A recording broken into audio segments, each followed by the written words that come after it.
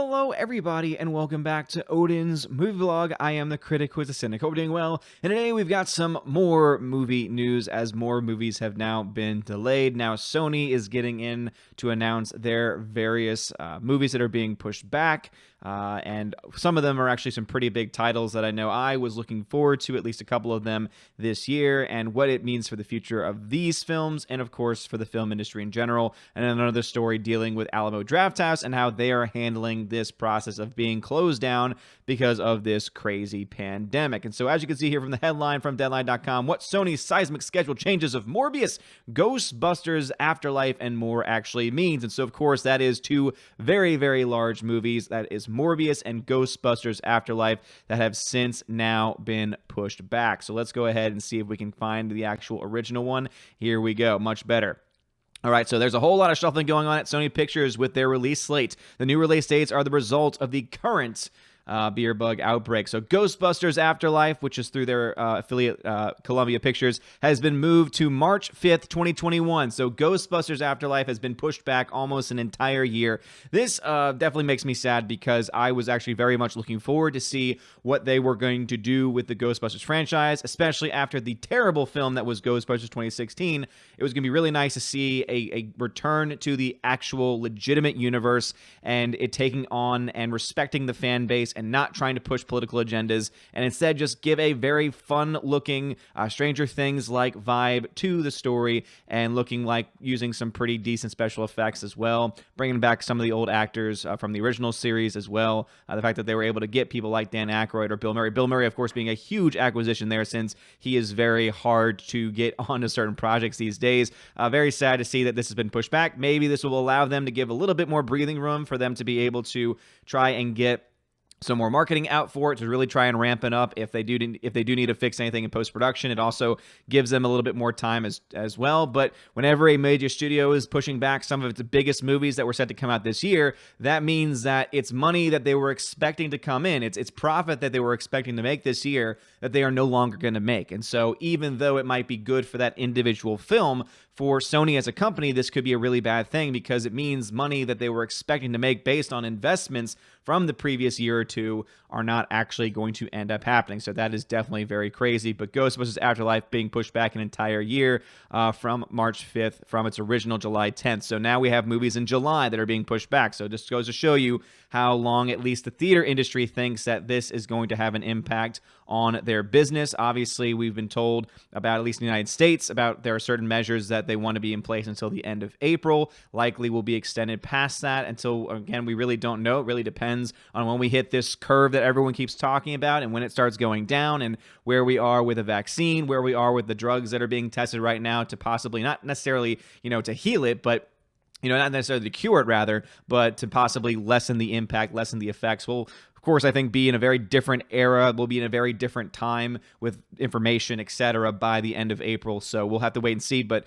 obviously, when you look to the movie industry, when you look to the movie studios, they are not playing games with this, delaying films all the way back by a year. While the Sony Marvel picture Morbius, also through Columbia Pictures, starring Jared Leto as a vampire, will now be released on March 19th, 2021, as opposed to July 31st. So this is a film that was actually at the end of July, getting close to August, that is now getting pushed back. And so there could be a couple things for this as well, right? So it could just be that the market is unstable. They don't know where things are going to be at that time. It could also mean they're trying to open up weekends because they have other bigger films that have been delayed that they're going to want to have those weekends open for if they choose to release films at that time. Or it could also be that other major studios are releasing large films those weekends now instead, and they don't think that their film will be much competition. Again, there's a lot of complex things that go on behind the scenes, so who knows exactly what the reasoning is for these two films, but we do know both of them are very big films. Again, both of them I think are films that the studio was expecting, even I was expecting,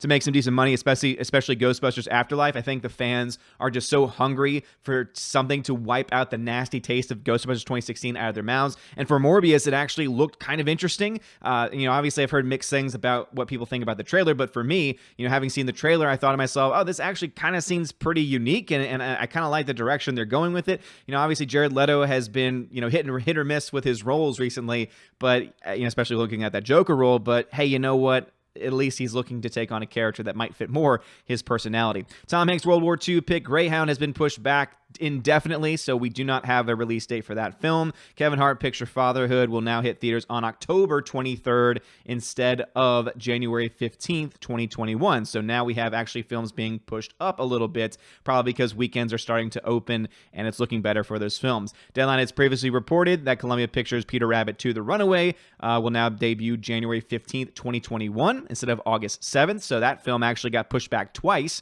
So actually I missed that one the last, because again, there's been so many things, so many moving parts. So that one was originally set to come out during Easter time, was pushed back to August, now is being pushed back to January. And oh man, that film getting released to January makes me think that film is probably going to be complete, utter garbage, because January is where films go to die. But of course, we do live in very odd times, and so who knows what next January's film slate is going to actually be like. Also, the Uncharted picture, the Uncharted movie, which was had a delayed production, will now open on October 8th, 2021, instead of March 5th, 2021, so at the very least, it's still coming out the same year. Finally, an untitled Sony Marvel pick, we all welcome guesses as to what this is, has been moved to a to-be-determined date instead of opening October 8th, 2021. So as you can see, movies are being shifted around, being put out, so we don't know what that Sony Marvel collaboration was going to be. Very well could have been a Spider-Man related film, could have been something else, we don't really know. But it's crazy, man. This whole schedule thing moving around, obviously it makes people like me who cover movies and cover movie news, makes our job a little bit harder, because it means we can't actually go out to see these movies and review them. But at the same time, too, we understand why the studios are having to do that. In fact, you have even various theater chains doing stuff now. So Alamo Drafthouse has now launched Alamo at Home programming series. The Alamo Drafthouse has launched Alamo at Home, as the initiative suggests it will bring the spirit of Drafthouse into homes through its signature programming series, Terror Tuesday and Weird Wednesday. The entire reason Carrie and I built the theaters in the first place was to bring people together in the celebration of film. Our theaters are currently closed, but that doesn't mean that doesn't have to mean our communities have to remain shuttered as well. We intend to hunker down, weather the storm, and reemerge on the other side. And so let's say they're based. So basically, it's going to be in a virtual cinema that they're going to be working with Kino Lorber, Film Movement, and Magnolia Pictures. It allows independent theaters to digitally offer new films to their guests. So this is actually something that I've been saying is likely going to be the next step for a while. So if a movie chain, or rather if a studio does not have their own streaming service, like Disney has Disney Plus and eventually HBO Max from Warner Brothers, what you could see happen is you could see an AMC or Regal, and now we have it happening with Alamo Drafthouse offering their own streaming entertainment. So imagine, if you will, the future of movies going to be, all right, you still watch a movie through AMC, through Regal, through Alamo Drafthouse, except now it can be done through a digital format. So you pay what you would normally for a ticket, you get a 48-hour rental of a brand new film, and then you're able to watch it at home. Now, that could mean that ticket prices go up, because obviously, if you have a large family and you're saving a crap ton of money, that's going to be a giant loss for the studios. And also, of course, the movie theater chains will not be getting your money from popcorn and soft drinks, and so they have to make it up that way too. But I really do think that it's the future, either whether it's through the direct studio of them having their own service and charging a certain amount of money. We already see, various, like Universal, for instance, playing around with that, charging $20 to $25 for their various rentals of their brand new releases. You could see something similar to that in the future, but it's just crazy, man. So Alamo Drafthouse is basically going the direction that I thought was going to happen in the next 10 years. So they're kind of pulling the plug, they're kind of, jumping on this already, but this is going to be with, again, independent studios. So this is going to be more smaller, lesser known cinema. But if that's the kind of thing you like, if you like independent film, looks like you might be wanting to look into getting access to the Alamo Drafthouse, because they're going to be offering some newer releases available on their formats. And again, unfortunately, we've got some major releases from Sony that are now being postponed an entire year. 2020 at this point, man, it basically should already be canceled. Seriously, it's just everything, as far as, for me, I'm a big pop culture guy, big movie guy. All the things that I've been looking forward to this year being pushed back. Lord help me if films like Top Gun 2 don't come out this year. Films that I've been very much looking forward to. Who knows what's going to happen to Dune, which is set to come out in December of this year.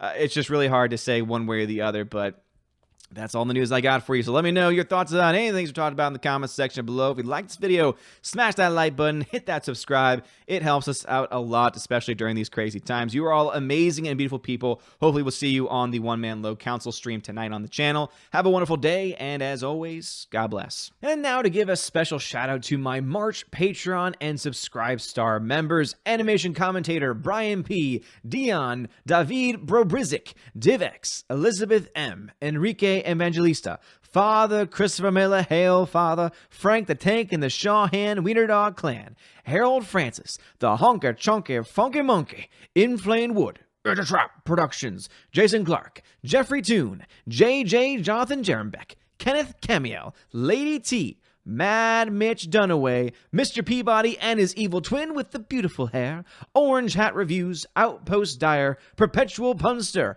Riff Magos, Riff Racer Request, Rosetta Allen, Sir Lancelato, Steve Glasker, Teresa Martin, Theodore Bendon, The DJD Show, and Tina B for Patreon, and my Subscribe Star peeps: Robert Revo, Larry, Mr. Roy, Glinzer, G2 Cool 99, Dark Star 57, Alex McCarthy, US 888209 Fast, Dean Heiss, Harold Francis, J-Rod the Beer Guru, Nebadan G. Adams, and ZK Man, and Mike Jackson. Thank you all so much for being my Patreon and Subscribe Star members for the month of March. You are all amazing people. Thank you so much for the support, and I hope that you are enjoying your perks. If you do not know the perks that you get, make sure you read again through all the perks that are listed, and also check your messages if you're over on Patreon, because if you are a $5 and up backer on Patreon, you get special access to giveaways over on the Discord. I send out messages with a link to join the Discord server. I will then hook you up over there, and you'll have access to some really cool giveaways. I give away 4Ks, Blu-rays, digital codes, try and give away at least a couple of big movies, 4K Blu-ray titles a month, and try to do at least 2 to 3 giveaways for when it comes to digital download codes. And I might try and do a little bit more this month as well, because I'm always trying to add extra stuff to it. And also, if you are a $10 or up backer, then you have access to a special podcast that I'm starting to do with John the Flick Pick. That's right, John Flickinger of the Flick Pick channel. We're having a lot of fun with the podcast, and so expect that every couple weeks. And of course, also any